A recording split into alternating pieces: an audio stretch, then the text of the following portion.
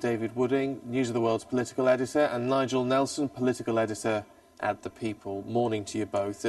We'll start off with the News of the World, of course, but Nigel, with you and your take initially on how they've recorded what they've done over the last 168 years. I mean, talking about on this page here, page 3, that we've recorded history and we've made history. Yes, and I think that the News of the World staff did a fantastic job last night to bring out a paper like this. I've been having a look at the leader columns of the papers to see really where this story is going now, and no better place to start than with the News of the World. What they're saying is that it's an admission, quite simply, we lost our way, says the paper. There is no justification for this appalling wrongdoing.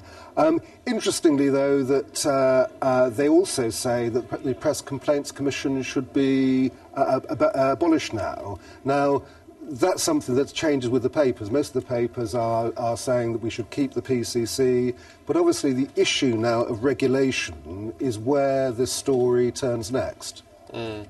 David, what's your view on all of that? Well, it's moved back into between politics and newspapers. It started with a story about Andy Coulson, the Director of Communications at Number 10, being a former News of the World editor at the time when the hacking took place. He left. Some people wrongly thought within News International that it would take the pressure off if he went, but of course all Labour did then was turn their guns onto Rebecca Brooks and News International, and as a result we've closed the News of the World.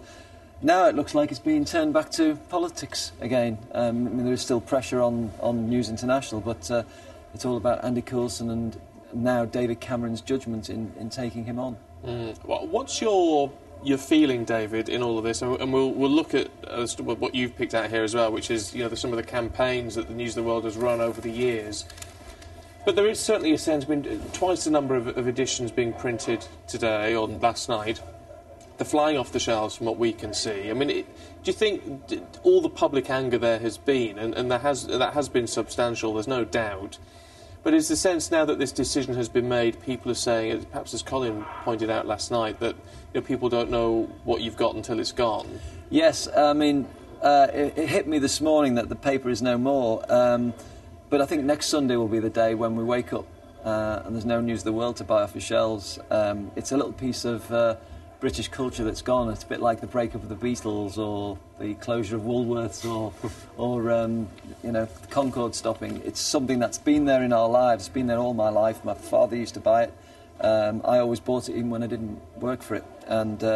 But let's let behind all this about the phone hacking and the things, undoubtedly bad things, which went on. There was a lot of good done by the News of the World. I mean, on these 2 pages here, we were going through it last night. What campaigns, great things we did over the years should we talk about? Because we've been taking a lot of stick. Let's blow our own trumpet a little bit. And one campaign I was involved in with my political team earlier this year was the Military Covenant campaign. David Cameron said he wanted to enshrine the Military Covenant in law and didn't do it. And then we launched a big campaign, and within about, 6 or 7 weeks, stunning success, he did everything which makes the lives of soldiers who are serving in Afghanistan much better. And then, of course, we did the Sarah's Law, which was perhaps one of the most famous of our campaigns.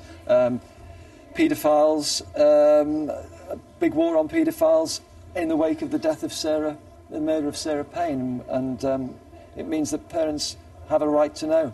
Does that mean that something has gone now from our lives in the sense that, and perhaps we didn't realise, I mean, I wasn't aware of just quite how big the circulation for News of the World was compared to other Sundays and other national newspapers, that when you did decide to launch this type of campaign, this was your Military Covenant campaign, it had a large voice with the public. There's no other paper with that circulation who can do that sort of thing now. Well, some great facts about the News of the World. 4 out of 10 newspapers sold on a Sunday were the News of the World. And 48% are women readers as well. That's another good fact. We have more ABC Ones than the Sunday Telegraph, the Sunday Times and the Observer put together. But we have the money as well, the funding. There's a great story earlier in the year about cricket match rigging. To do that, we had to give £140,000 to the corrupt people who were fixing the matches.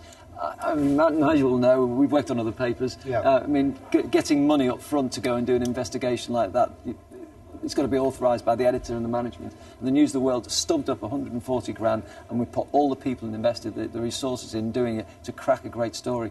I don't know who's going to do that anymore.